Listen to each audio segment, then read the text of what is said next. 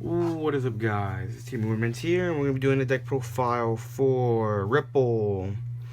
Yeah, guys, sorry for being late for doing this deck profile. Just been busy, work, school, all that stuff. But it's winter break now, so I have more time to do more videos. Probably meet up with the group, and yeah, just been getting ready for the Aquaforce Extra Booster. Wish I could have gotten my boxes a little bit earlier, but my locals charged too much for the boxes, so luckily I made a split with somebody and I was able to get everything I needed. Only thing I'm missing is just 2 break rides for Maelstrom and one of each triple rare for Blue Wave. I actually wanted to do Blue Wave first, but Ripple was the easiest thing to get done first. So, alright guys, just starting off, this is gonna be Ripple, the Raichen. If you guys don't know what Raichens are, it's pretty much you go from grade 0, 1, 2, and 3, and every time you ride the specific grade 1, 2, and 3 over the 0, you get certain rewards. This is a Raichen from set 11. This is one Raichen. They were trying to fix them to make them more consistent because they're very inconsistent. But the main issue is if you don't ride the grade 1, everything pretty much goes to shit. But with the new card Odysseus, that's just like Darwin, they actually do fix the ride chain. But that'll be I'm getting this. But this guy's skill, if you ride the wrong grade 1, Forerunner skill, just like everybody, then you have a free 4K booster. But if you do ride the right grade 1, his skill is this: check the top 7, and you either add the grade 2 or the grade 3 from the right chain. So you either add Genovius or the grade 2, this guy right over here. So that's pretty much it. That's all he does. That's all he's there for. And then after that, he's pretty much vanilla. He's just gonna be in your soul. We'll just start off with triggers. Triggers. I keep it standard. I play 4 draw, 8 crit, and 4 heals. Luckily, we have some crits with skills. Luckily, they gave us the Ripple crit. The skill is this: when he boosts and you have 2 or more rested units, and you have a Vanguard with Ripple in his name, he goes back into your deck. He goes to the bottom of your deck. You check the top 5 cards of your deck, and you add 1 Ripple card from among them, and then you shuffle your deck. So pretty much, if you notice your hand like, oh man, I have a bunch of triggers, well, I'll put this 1 crit back, so that way I have more chance of hitting you again later on. So, and you can use the skill twice, so it's not bad. And it's only when he's boosting, so you just have him boost the Vanguard, or have him boost a rear guard, or whatever. So at least you get another rear guard. Grade 1s, I play 4 Perfect Guards. I don't play the Quintet Wall. I know it's a Legion deck, but Quintet Walls are not my cup of tea. Especially now when strides are getting really big, you know. Hitting over 36, it's not that hard. I think Quintet Walls, if they usually, like, if you get 2 10s, you got 31. If you have 3 10s, which is usually like the norm for most Quintet Walls, you have 41k shield. So if there's strides for 36, say it's unboosted, that's 1 to pass, and I'd rather just Perfect Guard and just nullify it. So it's pretty much, it's much better. These are the old ones, Pascal from set 8. But yeah, no, I don't see no point. And I don't play the G Perfect Guards because this deck doesn't counterblast, so you don't need the G Perfect Guards. I will say you do need them for probably Tavas and for Tetra, but that'll be another deck profile for another day. Then I run 4 of the grade 1 from the right chain. As soon as you ride him over the grade 0, he becomes 8k, so you have defense right there, so that's really good. It's pretty much like every right chain, you know, as long as you keep riding the right card, you gain 1k power, so makes it very defensive and it's really good. And he's a 7k booster for your rear guard, so he's still good. That's pretty much his only skill, is when you get the right chain off with him. And then his other skill, I almost forgot about his other skill. If you ride the wrong grade 2, you check the top 7 and you try to find the right grade 2. So it's not bad. They really try their best to try to make Raichens more consistent. But the main issue still was that if I don't ride the grade 1, I'm screwed. But they fixed that now. Now we got the most broken card from this set, Odysseus. Oh god, you made Darwin look like poop.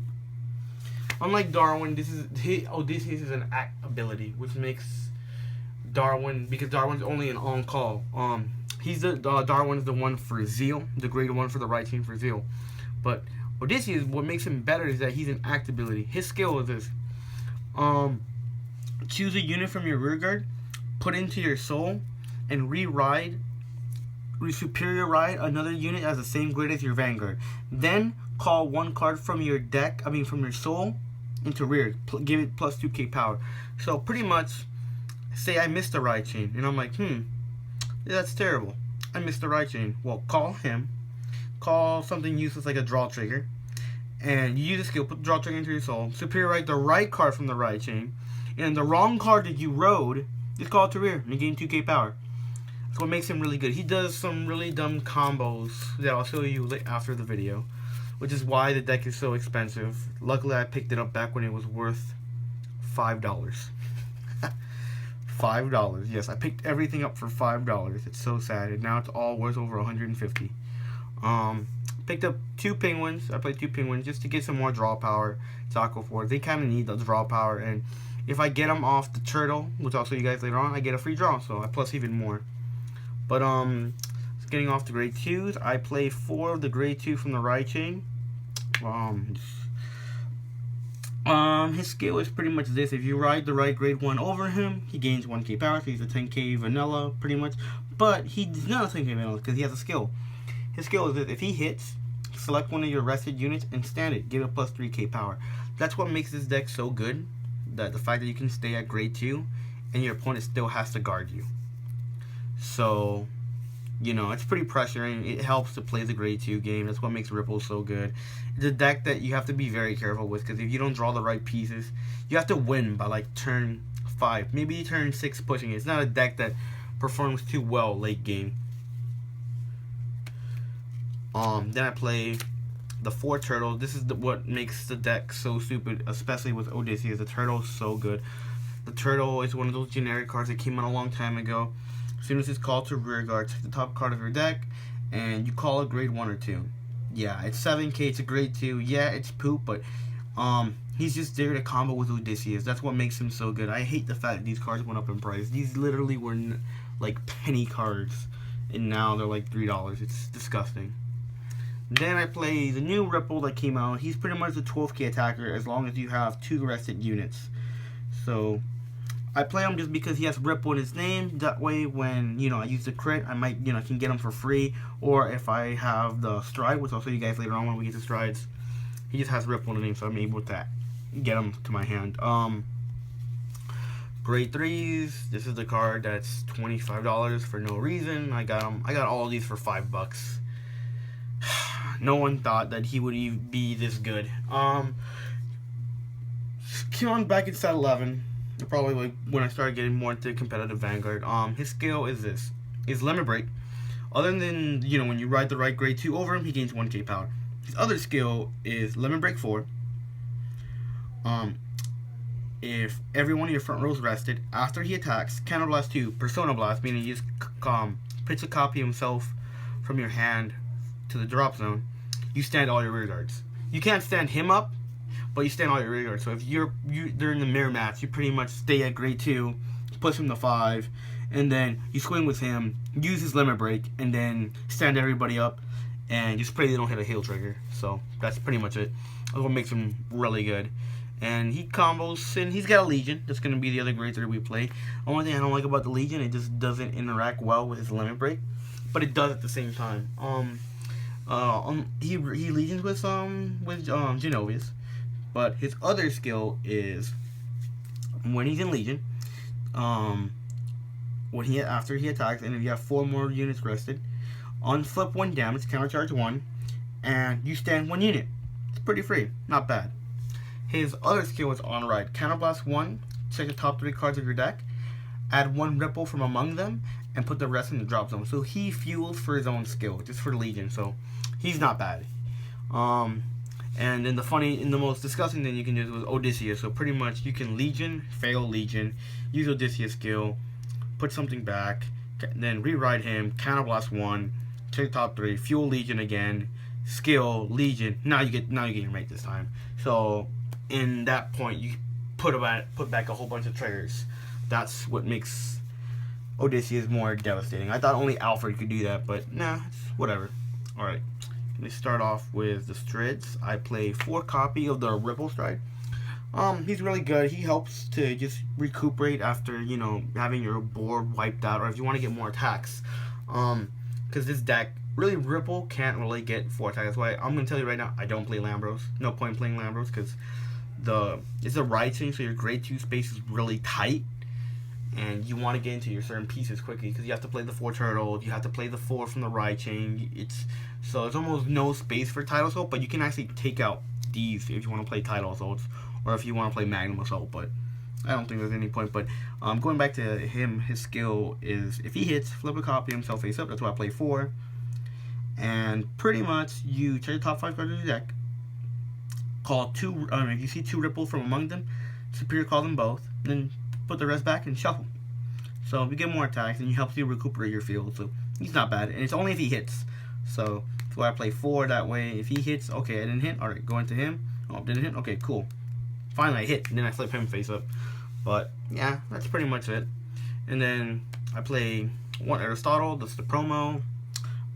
Wave 3, Counterblast 1, and just retires from the board. I just play 1 copy of him just because at my local there's, you know, Dimension Police, I want to kill Laurel, if there's Cat Butler, if you see Silent Tom, just annoying units that you just want to kill in case you know your opponent has the guard or whatever, or you can't get from back row. So he's a really good promo. I play 1 Madu just because, if you guys didn't know, Genovius is still 10k even if you do ride the great ones like the all right chains. And if you're in Legion, so you pretty much, his Madu skill is if you have a 10k heart, you add a grade 3 from your drop zone. So in case you're lacking in rear guards but you still want the triple drive to gain more hand, you can actually just stride and just have Genovius as the heart, and then, well, you need Genovius to be in the heart, and then you just add your grade 3 back and call it the rear. So in case you need to do that, since if you guys didn't know, I don't play any stride enablers because it's almost no point. Like I said before, this deck was not made to win like late game. It's supposed to win by like turn 5 or 6, maybe 7, but that's still pushing it. And then finally play 2 of the Thavas Stride. He's really good. He actually works much better in his own deck, but as a GR, he's still good. His Season Act ability, skill, flip a copy of himself face up, select one unit on your board, give it plus 5k power, gains a new skill. It pretty much can attack in the back row. So I can literally just stride. He's already on board, flip him face up. He's in the back. Now he's got plus 5k power, and I go attack, and then he can attack in the back row. So that's what makes him really good. And then the GB3 is just like the Vaz on stride skill. Select 3 of your opponent's units, and they must retire 1 of them. 1 from those 3. So he's not bad. He's just, I'm just glad I was able to pick them up from my boxes. So it was nice. Alright guys, next team movements, Ripple deck profile. I'll be doing more deck profiles coming soon. I'll be doing the Fighters collection for Seal Dragons, Liberators, Dimensional Police, and Aquaforce as well. So I'll be talking about those decks and what they're getting. So alright guys, that's team movements, and we're signing off.